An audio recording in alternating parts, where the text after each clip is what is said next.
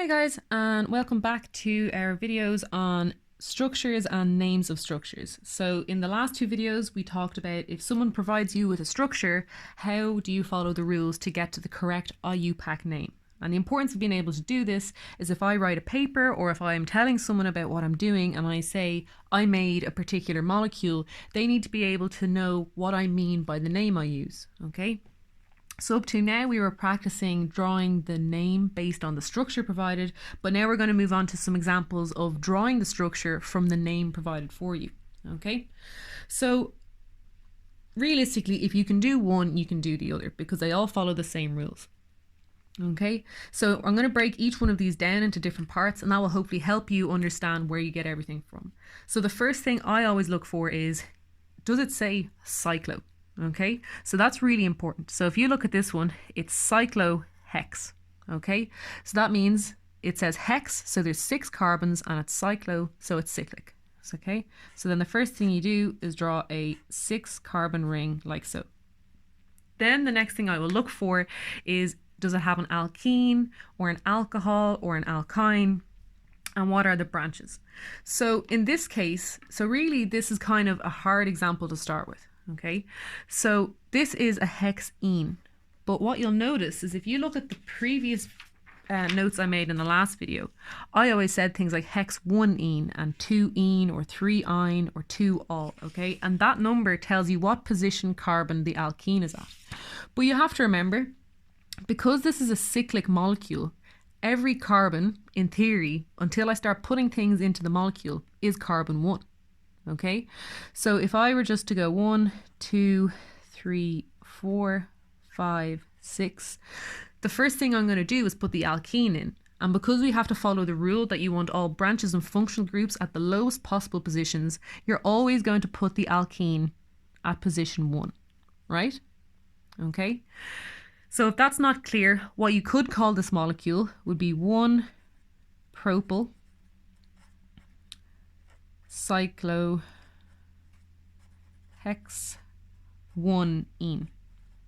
Okay, so that would technically be not necessarily the more correct name, but the more detailed name. But typically, basically, chemists like to cut corners just as much as anybody else. So if we can get away with having to write the 1, we will do so. Okay, so in this case, because of the fact that it's always going to be at position 1, because it's the only alkene in the ring, that alkene is always going to be at position 1, so you don't need to say it. Okay, so just to make that clear, so if someone asks, if you were asked this question in an exam, just because there's no 1 written here, if there's no number written before the ene or ine or all, that means it's position 1. Okay, and there'll be another example of that in a minute. Okay, so in this case, we have covered the fact that it's a cyclohexene. Okay, so cyclo, hex, and ene. So we've got cyclic, we've got 6 carbons, we have our alkene, and then it's 1-propyl. Okay, so propyl means 3 carbons. So at position 1, you draw a 3 carbon unit, and I kind of squished that in there, didn't I? Okay, so then 1-propyl, you have a 3 carbon unit. Okay, so the next one, again, the first thing you want to look at is, does it say cyclo? And in this case, it doesn't. So you can just look straight at how many carbons are there. So in this case, it's pent. Okay, so you start by drawing 5 carbons in a chain. So 1, 2, 3, 4, 5. Then you go to see what suffixes there are. So is an alkene, an alkyne, or an alcohol. And in this case, it's 1-ene. Okay.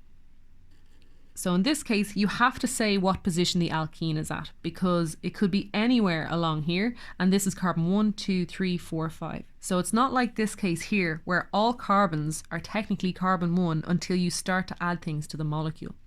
Okay, so we're going to number this from left to right. Because you're drawing the molecule, you never have to worry about, oh, am I numbering it left to right or right to left? You just get to pick whichever one you want to do. And once you stay that way, when you put all the branches and any functional groups in, it'll always be correct. Okay, so it's pent 1-ene. So at carbon 1, you want to draw in your alkene. Okay, and then it's 5-chloro. So last time we didn't talk about heteroatoms simply because the fact it's not like you need to learn off methyl, propyl, butyl, pentyl, and all these kind of things. It's straightforward. At the 5 position, there's a chlorine.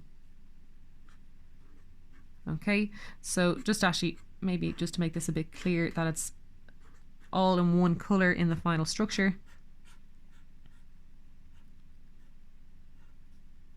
One, two, three. Yeah. Okay.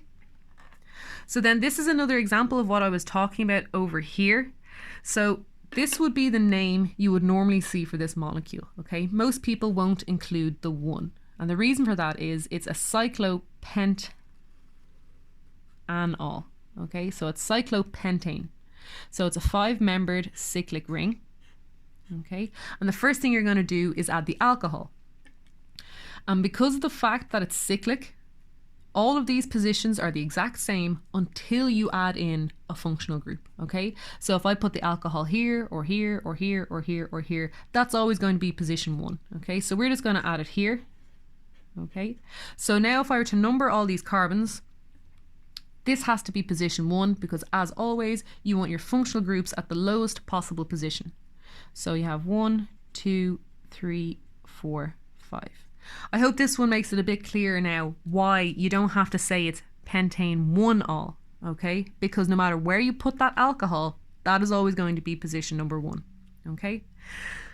So then the last piece of information we have is that there is a methyl group at the 2 position, okay? So methyl means 1 carbon, so CH3, okay? So the final structure for this molecule is this. Okay, so this one is a much bigger molecule. Honestly, normally you wouldn't see molecules this long in exams because they don't offer anything by being longer. I just happen to pick this one out of thin air. Okay, so again, step 1, is it cyclic? No, it's not. Okay, so it's a nonane. Okay, so it's 9 carbons long and it's an alkane. Okay, so 1, 2, 3, 4, 5, 6, 7, 8, 9. Okay, so when you do ever have to draw molecules that are even more than 3 or 4 carbons long, it always pays off to just triple check that you've got the right number of carbons. Okay, so 1, 2, 3, 4, 5, 6, 7, 8, 9. Because particularly for when there's many carbons, it's very easy to accidentally draw 8 and then you just start putting in the functional groups and the branches. Okay. So are there any functional groups in this case? No, there's no alkenes, alkynes, there's no alcohols, you don't even have any heteroatoms, okay? So you just have to look at the branches. So you have 3,3-dimethyl, okay? So we briefly mentioned this in the first video on naming structures. So you're not going to write 3-methyl, 3-methyl, okay? You would write 3,3-dimethyl, and this di here, that means that there are 2 methyl groups at the 3 position. Okay, so 1 CH3 here and another CH3 at the same position. Okay, then the last branch rather is one that you've kind of seen, but I haven't properly shown you. Okay, so it's propyl. Okay, so propyl means 3 carbons. Okay, however, you can have 3 carbons connected in a different way for each other, okay? So if you imagine this is the rest of the molecule down here, okay? I can go carbon 1, carbon 2, carbon 3, okay? So this is a propyl group, isn't it? But I can also draw it like this. So if I go like that, that's 1 carbon, 2 carbon, 3 carbons. So there's 2 different ways you can draw a propyl group. Okay, so this is a normal propyl group and this is an isopropyl group. So it looks kind of like a Y.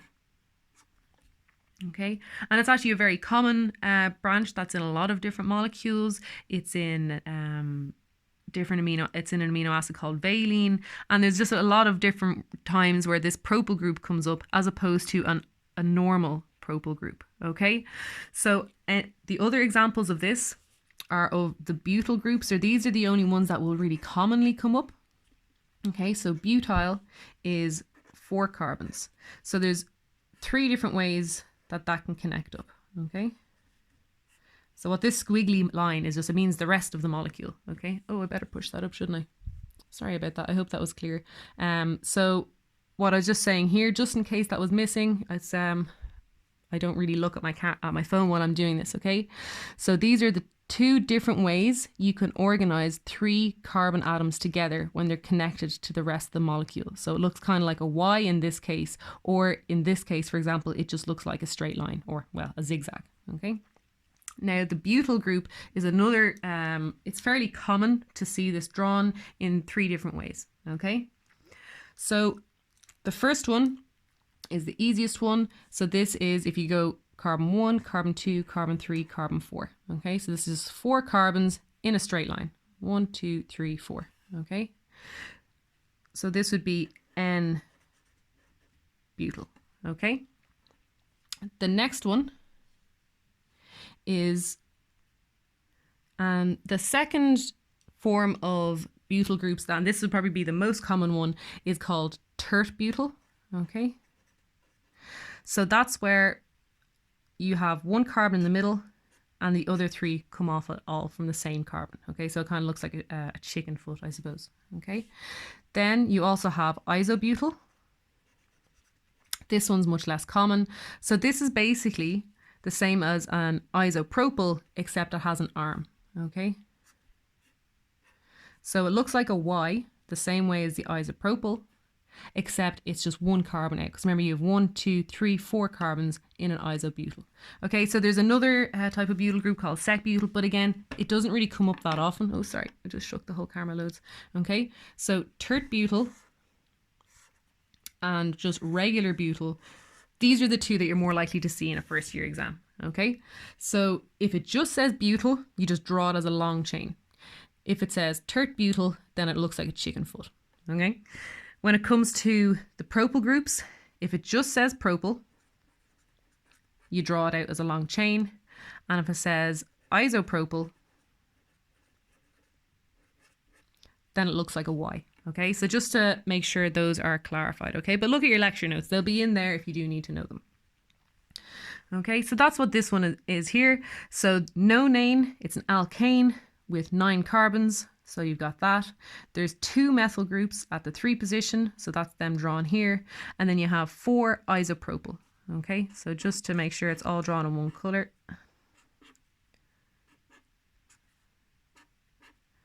Okay, so that's that one.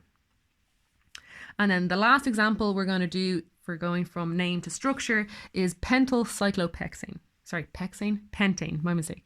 So as I said, you always want to check, is it cyclic? Yes. How many carbons are there? 5.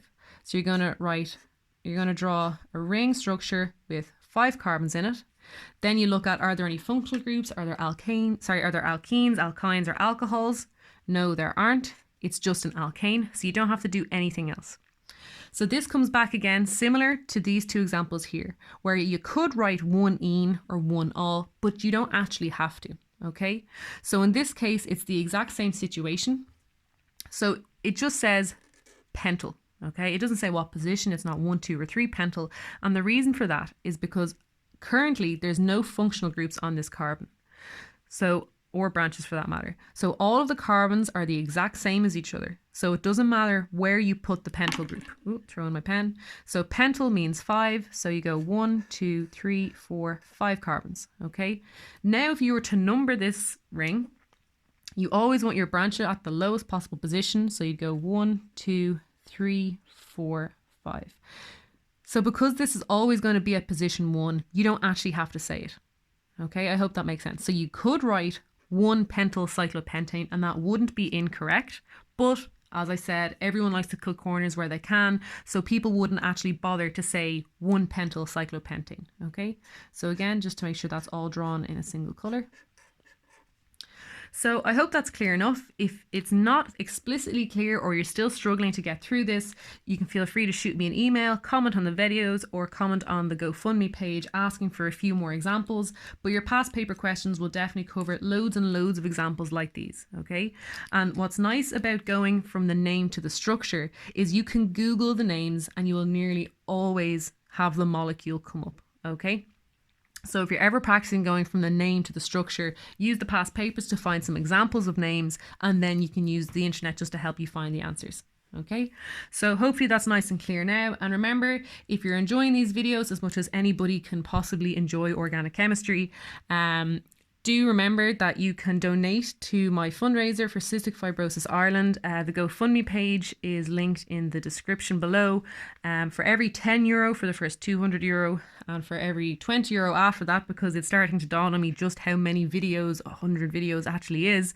Then I'll continue to make more and more videos to help you guys learn some chemistry, help myself stay sane and busy, and also help people get money in Cystic Fibrosis Ireland. Thanks very much.